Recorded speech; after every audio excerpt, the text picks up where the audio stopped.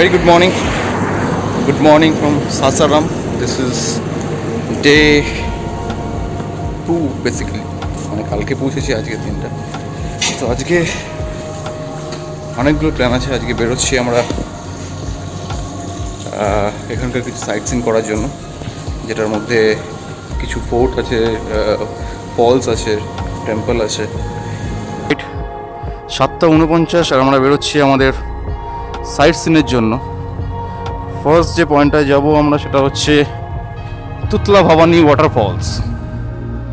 এই আমাদের হোটেলের বেসমেন্ট পার্কিং থেকে বেরোচ্ছি।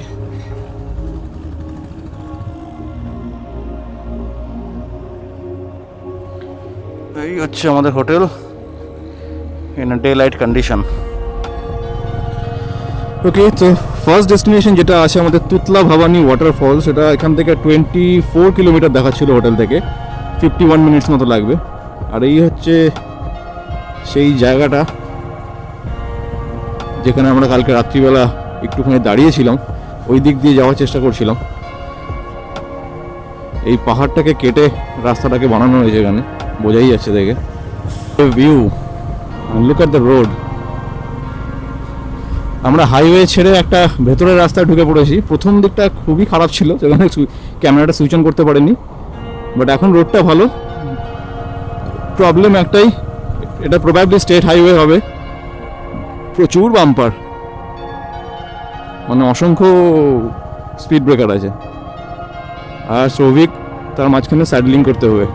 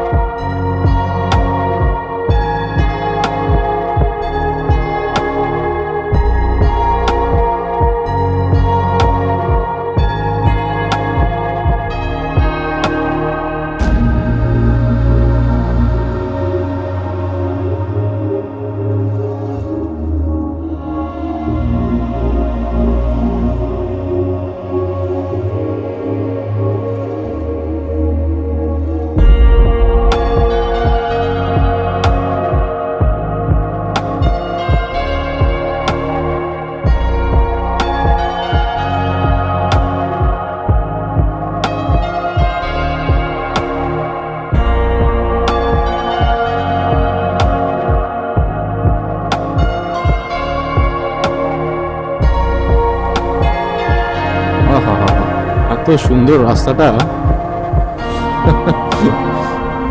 অ্যামেজিং। এরকম সিমিলার কাইন্ড অফ ফ্রেম পেয়েছিলাম মনে আছে অনেক বছর আগে। গেছিলাম হচ্ছে পঞ্চলিঙ্গেশ্বর, উড়িষ্যাতে পড়ে।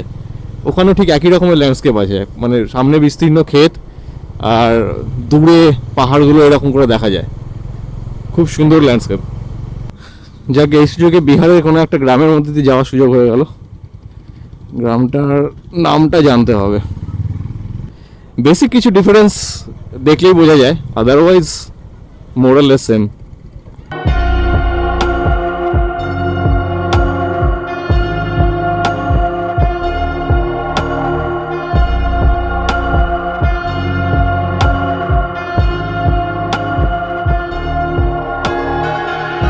আর look at the view, mesmerizing. Can you see the waterfall? Look at there. OMG. দারুণ। এর একটা ওয়াইড ভিউ নর্মালি খুব কম ওয়াটারফলসে পাওয়া যায়।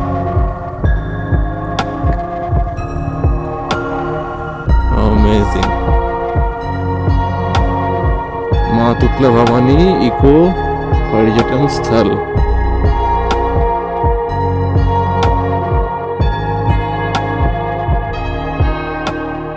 এই হচ্ছে তুতলা ভবানী যাওয়ার রাস্তা।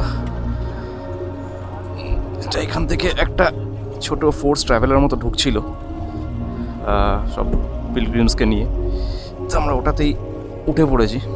রাস্তাটা ভালোই টাফ আছে, অনেকটাই রাস্তা ভালোই হয়েছে, না হলে এখান থেকে হেঁটে যেতে হলে অনেকটা টাইম চলে যেত।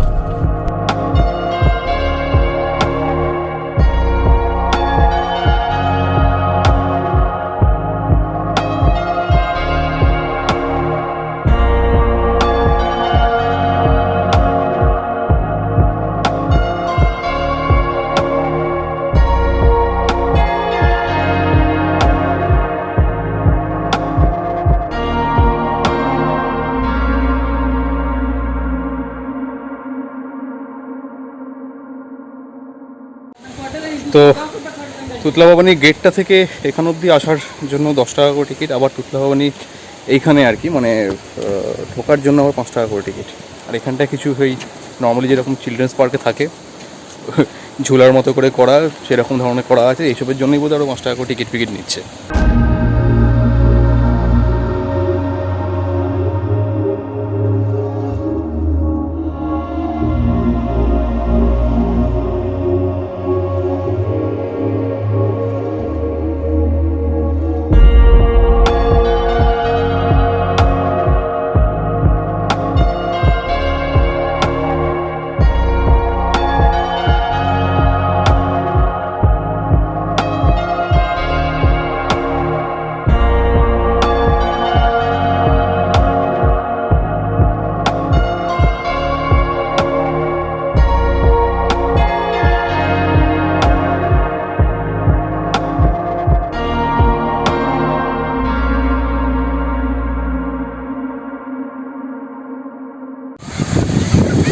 Look at the view. Oh, awesome. আমার আইডিয়াই ছিল না যে এখানে এরকম একটা সুন্দর ওয়াটারফল থাকতে পারে। এই রাস্তাটাকে খুব সুন্দর করে একটা বানিয়েছে, বেশ অ্যাডভেঞ্চারের মতো করে, একটা ওই হ্যাঙ্গিং ব্রিজ কাইন্ড অফ। এখানে কিছু কিছু ভেতরে ঢুকে স্নানও করছে, দারুণ। এখন বর্ষাকাল মানে বৃষ্টি হচ্ছে বলে একটুখানি বেশি জলটা থাকছে আর কি, সেই জন্য জলের স্তরটা। অন্য সময় ডেফিনেটলি আরও কম হবে, বা আরও ভারী বর্ষাতে আরও বেশিও হতে পারে। এর মধ্যে পাশ থেকে একটা সিঁড়ি আছে যেটা দিয়ে আমরা যাচ্ছি এখন, ওখানে একটা মন্দির আছে।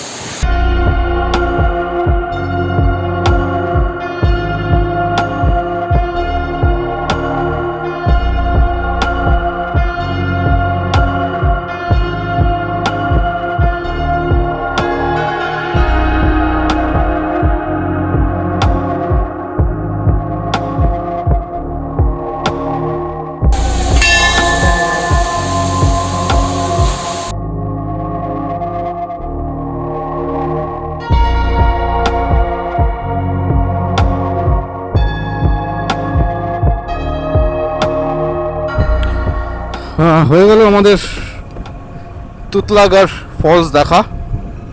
এখন যেটা যাচ্ছি সেটা হচ্ছে আমরা রহতাসগড় ফোর্ট, যেটা এখান থেকে অ্যাজ পার গুগল দেখাচ্ছে প্রায় 58 কিলোমিটার দূর, মানে যাতায়াত 100 কিলোমিটার্সের ওপরে।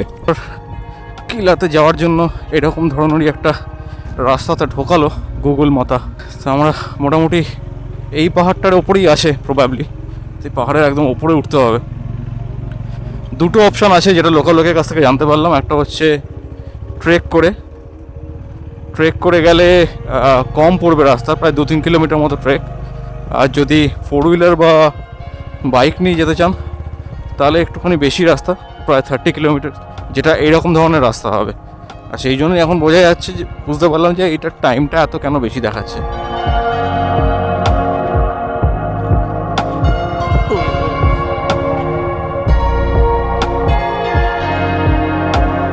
কোথা থেকে কোথায় এসছি।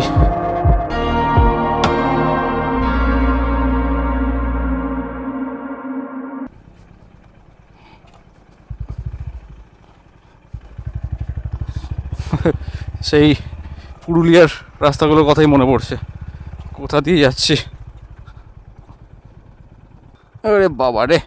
So this is the road which will take you to Rothagarh fort, Rothagarh কিলা। এই নামগুলো মনেই থাকে না আমার একদম। সৌভিকের খুব শখ মিটিওর নিয়ে অফরোডিং করার, একদম শখ পুষিয়ে নিচ্ছে পুরো।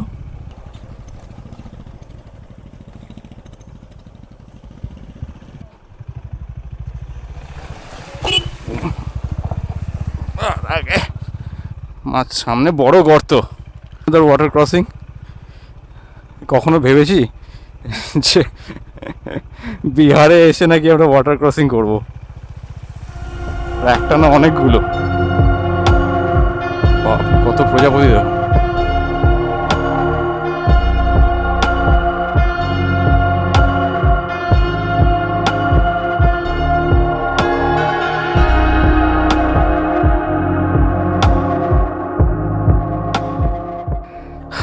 So this is the view. এখনও পর্যন্ত আমরা পুরোটা উঠতে পারিনি, এখনও এখান থেকে 19 কিলোমিটার দেখাচ্ছে। তো ওই নিচ থেকে ওইসব রাস্তাগুলো দিয়ে এসেছিলাম, হয়তো নিচ থেকেই ওপর অব্দি চলে এসেছি। চরম অফরোডিং, চরম, মানে যার অফরোডিং ভালো লাগে না বা অ্যাডভেঞ্চার ভালো লাগে না তার জন্য এই রাস্তা নয়। আমি নিজে একা থাকলে ডেফিনেটলি আসতাম না, সচল দা সৌভিকে চক্করে পড়ে আসছি।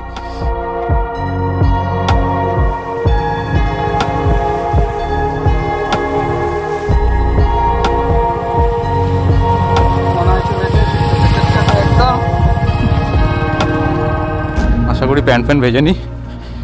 চরম রাস্তা ভাই, চরম। যেহেতু এটা প্ল্যাটো, ওই খাড়াই ওই জায়গাগুলো ক্রস করার পর থেকে অনেকটা কিলোমিটার এরকম প্লেন ল্যান্ডের ওপরে, বাট অফরোডিং চলছেই, মানে রাস্তা কোথাও নেই। কোনোদিন এখানে এগুলোতে রাস্তা তৈরি হয়েছে বলেও আমার মনে হয় না। রাস্তার কন্ডিশন এরকমই আছে, বাট অ্যাটলিস্ট এটাতে স্টিফনেসটা নেই যেটা পাহাড়ে ওঠার সময় হয়েছিল। এটা বেসিক্যালি এখন roof of this mountain actually. তো এই হচ্ছে কিলা, ধ্বংসাবশেষ। বাট এখনও তো 4.7 কিলোমিটার দেখাচ্ছে, জানি না কি ব্যাপার। ও আচ্ছা, এই হচ্ছে কিলার দরজা। ওয়াও।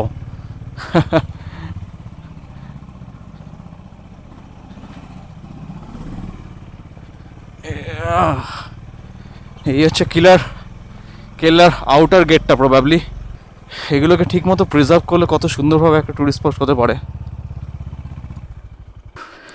জানি না কোন দিকে যেতে হবে, আবার কনফিউজ। আর একটা ভয়ানক স্ট্রেচ, এটাকে ওয়াটার ক্রসিং বলবো না কি বলবো জানি না, কীভাবে ক্রস করবো সেটাও জানি না। এই নেভার এন্ডিং রোডের শেষে যে কী অপেক্ষা করছে আমি জানি না।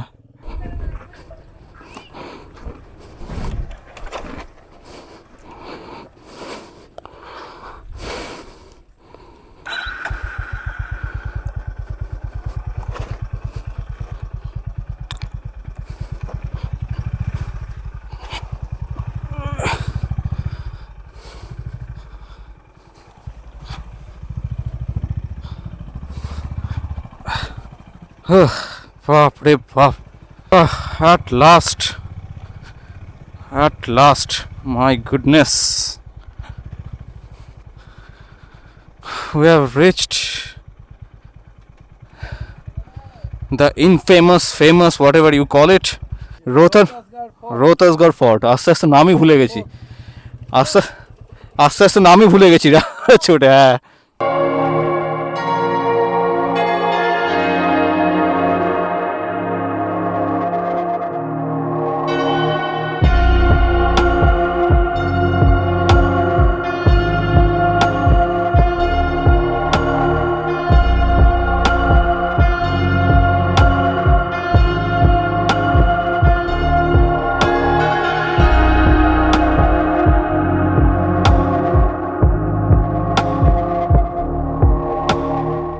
অনেস্টলি বলছি, মানে একটা টাইমে পরে মনে হচ্ছিল যে ফিরে যাই, বারবার ফিরে যাই। মানে গুগল 3-4 বার রাস্তা হারিয়ে ফেলেছে আর কি।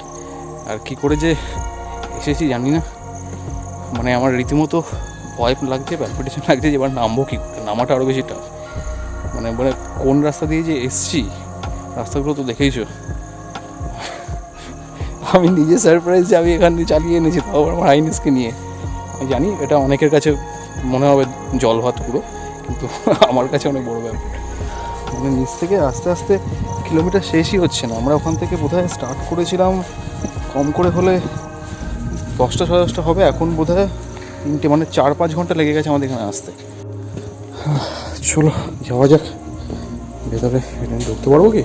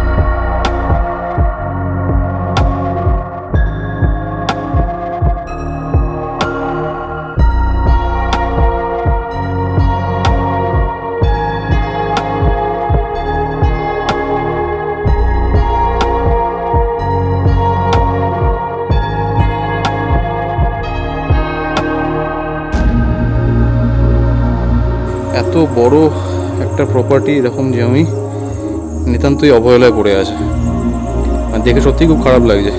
এটাকে আরামসে ভালো মতো মেনটেন করে একটা সুন্দরভাবে টুরিস্ট স্পট বানাতে। দুঃখের বিষয় আমাদের হাতে বেশি সময় নেই।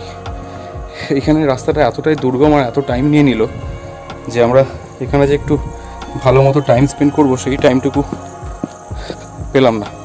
আমাদের একটু তাড়াহুড়োর মধ্যেই এখন দেখে আবার ফিরতে হবে। তো আপনাদের জন্য এরকম দুর্গম রাস্তা ফাস্তা পেরিয়ে এত পরিমাণে অফরোডিং করে এরকম একটা অজানাই বলবো, আমি কখনো দেখিনি, মানে আগে অত নামও শুনিনি। যাই হোক, মানে এরকম একটা জায়গা যেখানে খুব কম লোক আসে সেরকম জায়গায় পৌঁছাতে পেরেছি।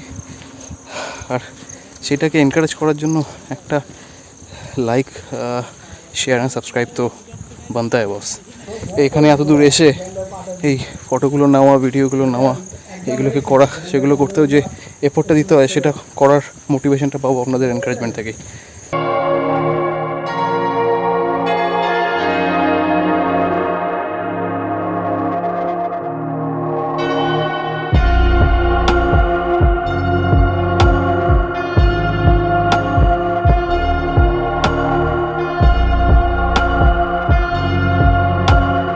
পাঁচটা 17 অবশেষে সমতলে এসেছি অনেক কষ্টে।